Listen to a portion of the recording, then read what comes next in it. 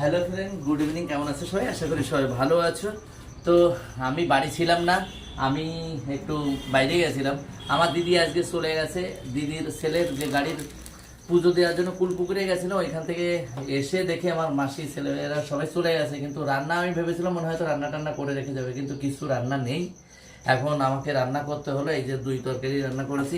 এটা হচ্ছে রুই মাছ দিয়ে রান্না করেছে মূলো, একদম টাটকা মূলো সেই। আর এইটা আছে ডাটা আর বেগুন দিয়ে। এর কম্বিনেশন তোমরা কেউ কোনোদিন খাওনি, ডাটা বেগুন দিয়ে, এটা আলাদা স্টাইল। এর দেব পাগলা ছাড়া কেউ খেতে পারে না এই ব্যাপারটা। আর এটা আছে পাবদা মাছ আর দেশি কই মাছ, মানে বিলের মাছ, সেইটা দিয়ে তৈরি। যারা যারা খেতে চাও, ভাত এই দেখো গরম ধোয়া উঠছে একদম। যারা যারা খেতে চাও চলে আসো, ফাটাফাটি খাওয়া দাওয়া হবে।